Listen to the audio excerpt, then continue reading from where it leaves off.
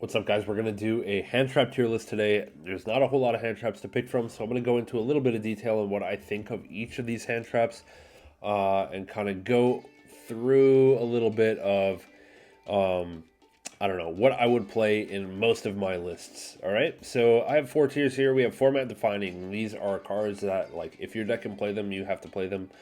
And then we have the next tier, low impact. These are like, these hand traps are fine, but like, they're not doing much. Like, they're your 5th best hand trap, your 6th best hand trap. You know, if you're playing 18 hand traps, maybe you could play these, right? We have side tech, which are cards that are not really main, but you know, if you need help against a particular matchup, we'll put it in.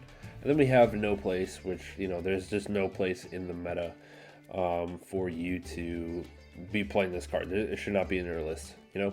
Okay, starting off, we have Bestial Magnemite. Now, this one is kind of funny because this card has been the best card, one of the best cards in the game for like the last couple of years. And now all of a sudden, it just doesn't really have a niche. You know, it's been outclassed in Malice by March Hare. Fiendsmith has kind of fallen off a little bit. It's not like super good into Mitsurugi. Like, what are we doing? It's a side tech, honestly. I personally would play Bestials in the side of most of my decks if I think I need help with Fiendsmith, or if I think Fiendsmith is in a particular problem. But the reason this is just not format defining is because, you know, it's bad against Malice, it's bad against Ryzeal, it's like solid against Mitsurugi, but like, honestly, there's not really a place for it, okay, until Fiendsmith decks become higher tier. Ash Blossom. Okay, this one's interesting. This one goes in low impact.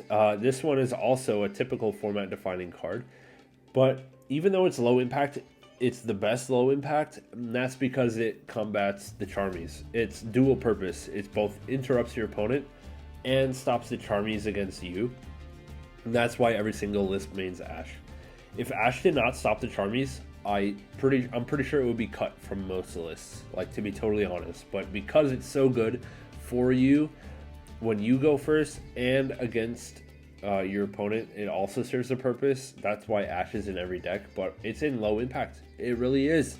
And it's, you know, you can argue it's in format defining because it stops the Charmies, which I might. I think I will put it in format defining because it stops the Charmies, because the Charmies are so format defining. I think that's where we're gonna have to leave it.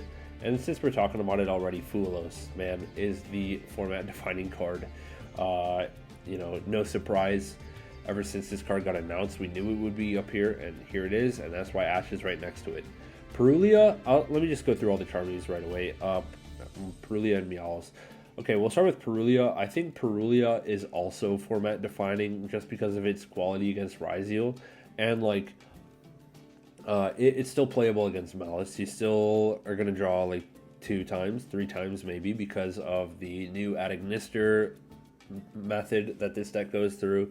The March Hare summons from hand. I really do think Fualos and Perulia are both format defining cards.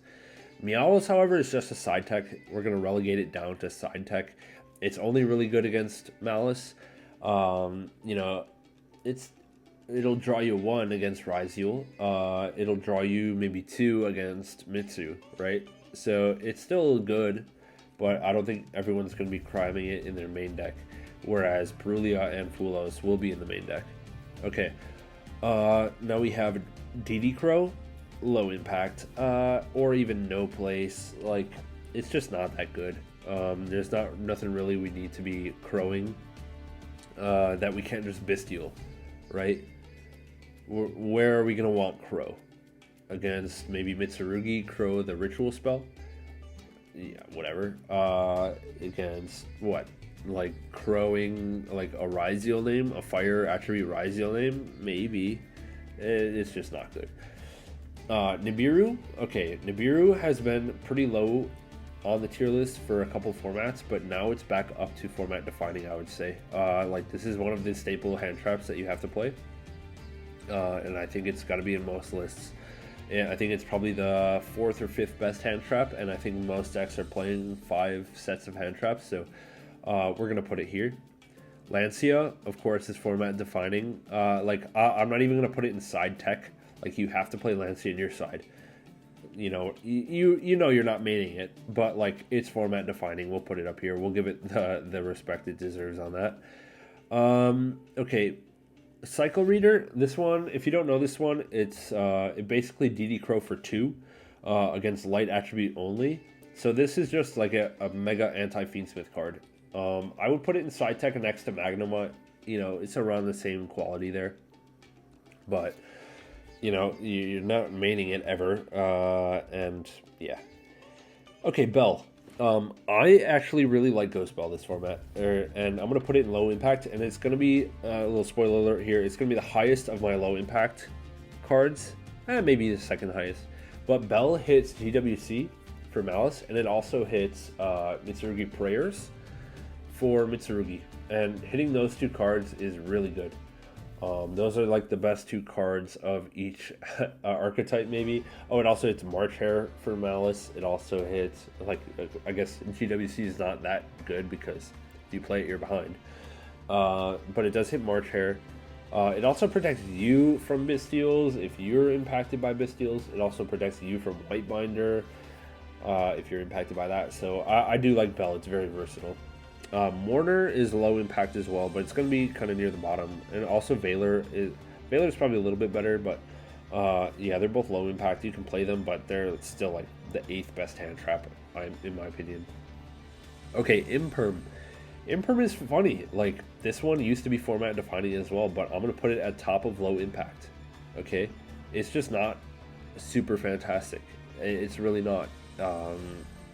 Maliss can just play through Imperm so easily. Ryzeal typically can as well. Mitsurugi doesn't really do much to Mitsurugi. So we're going to put it down there in low impact. Purge. Okay. Purge is pretty low impact as well, to be honest. Like, it's if Purge is better, I think Blue Eyes would be better. A lot of the light attribute decks would be better, but it's just not that great. It's probably above Valor, but I would almost play Bell. I would almost play Bell over it. Droll, format defining. Droll kind of one-shots Mitsurugi if they have no out. It's very good against Ryzeal. It even affects Maliss because it'll stop the ransom from searching. It'll stop the the Ignister card. Okay, so, and then it'll stop all the non-engine text like Meet You, Allure, whatever else that you might be playing. So, Droll is format defining, certainly. Okay, Gemini Imps, no, I don't think so, no place. Same with Cherries, no place really. You could Cherries something in Maliss. You could Cherries Duo Drive, I guess, but it's just not good. You're going minus. Okay, Impulse is the last format defining card. I'm gonna put it right here. It's above Nibiru, I think below Droll. But Impulse is just fantastic against Mitsu. You can hit the Ritual Spell or Prayers. Against Maliss, you can hit any of the names coming back from Banish. Is really strong, especially if they start with something like Field Spell Banish, like Chessie, and then you Impulse that. It's huge. So we're gonna put it there. And then we have Ogre. Ogre I'm gonna put below Bell. Honestly, probably below Valor too. A lot of my friends like Ogre. I don't get it. I think Ogre is absolute crap. Its use case is you can Ogre the Duo Drive, or you can Ogre Splash Mage, and that's okay.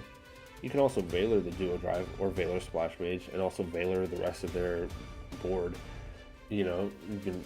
I think Valor's way better, way more versatile. If Blue Eyes is more popular, Ogre would be moving up because of its hitting True Light is very good, but Blue Eyes has fallen off, so I think that's why Ogre's here. And then we also have Spooky Dogwood, side tech if you want, but really no place. Just not in today's game, but we'll put it at the top of no place. You know, you could put it here or here, but yeah. So that is going to round out the hand trap tier list. We have just a few. I mean, you see these format defining cards in basically every deck, except for Impulse. If you can't play Impulse, obviously it's not there.